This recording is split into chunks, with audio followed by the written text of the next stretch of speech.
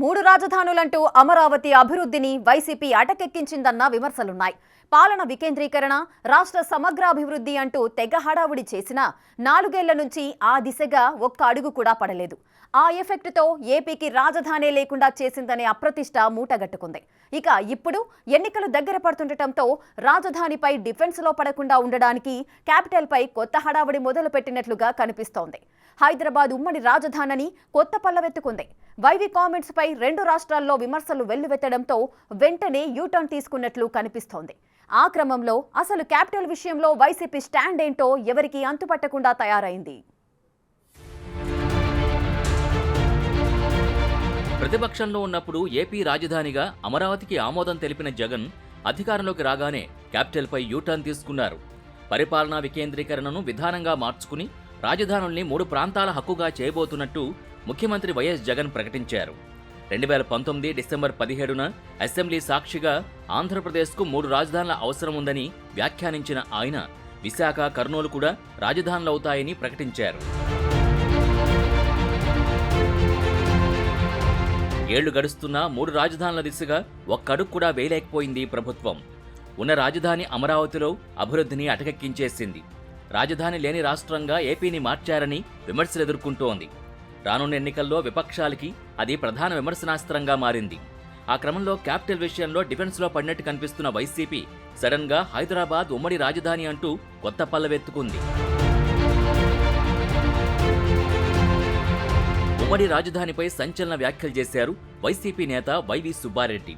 విశాఖలో ఆయన మాట్లాడుతూ హైదరాబాద్ కొంతకాలం ఉమ్మడి రాజధానిగా ఉండాలి అనేది తమ ఆలోచనని పేర్కొన్నారు.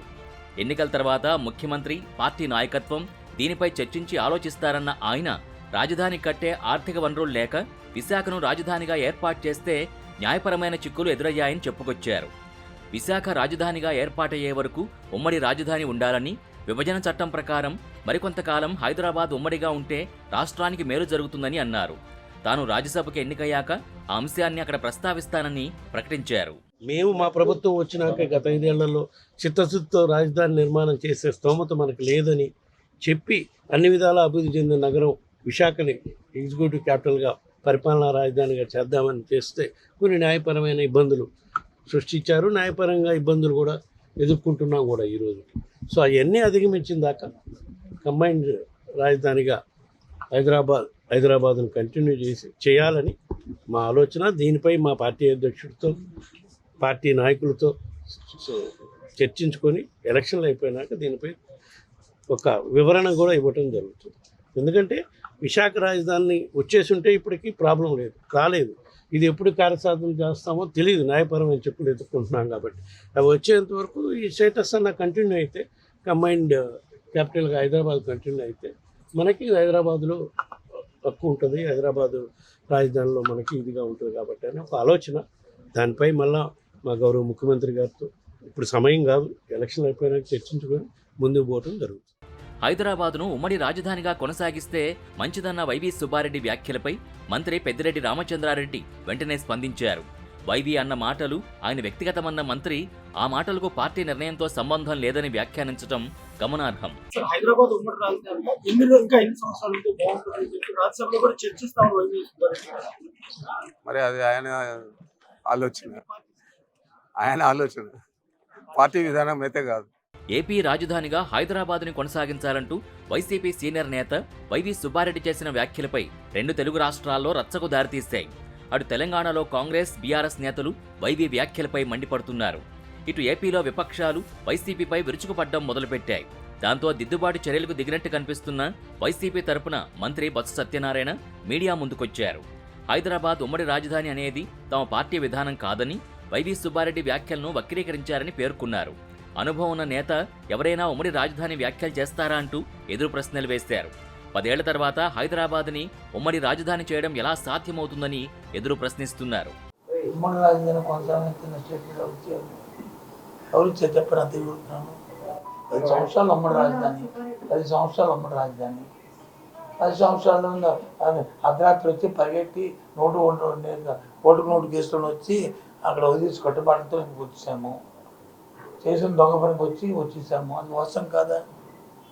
అది దానికి మళ్ళీ సుబ్బారెడ్డి గారు ఏం చెప్పారో ఆయన ఏమన్నారో ఒకసారి పరిశీలించుకుంటే తెలుస్తుంది. అంతేగాని అందులో పులి స్టాపుల్ని కామాలు తీసి ఎక్కడో మాటను పట్టుకుని దాన్ని వచ్చి అటు ఒక 10 వాక్యం ఇటు 10 వాక్యం చేర్చుకుంటారంటే ఎలాగవుతుంది? నోనో, నిజంగా మీరు వచ్చే ఆ మాట కానీ మీరు ఈ ప్రతిపక్షాలు మాట నేను తీవ్రంగా ఖండిస్తున్నాను. ఎవరైనా ఆలోచన ఉన్న వాళ్ళు ఎవరైనా మళ్ళీ ఉమ్మడి రాజధాని కొనసాగించాలని అడుగుతారండి? అంత సుబ్బారెడ్డి గారు కానీ మాకు కానీ అంత ఆలోచన లేదండి. ఇవాళ కొత్తగా రాజకీయాలకు వచ్చాము మేము ఆడడానికి. చెప్పండి.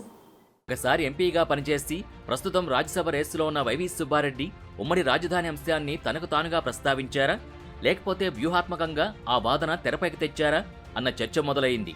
పెద్దిరెడ్డి అది వైవి సొంత అభిప్రాయం అంటుంటే బొత్స సత్యనారాయణ మాత్రం వైవి వ్యాఖ్యల్ని వక్రీకరించారని తేల్చేస్తున్నారు.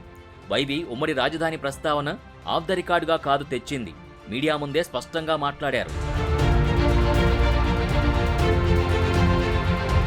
ప్రస్తుతం 2 తెలుగు రాష్ట్రాల మధ్య కృష్ణా జిల్లాలపై పంచాయతీ నడుస్తోంది.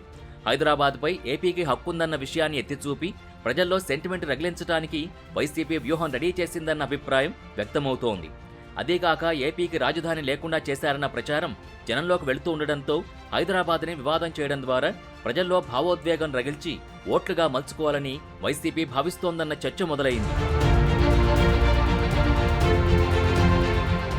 వ్యూహం ప్రకారమే హైదరాబాద్ కేంద్రంగా రాజకీయం చేయడానికి వైసీపీ స్కెచ్ గీస్తోందన్న టాక్ వినిపిస్తోంది.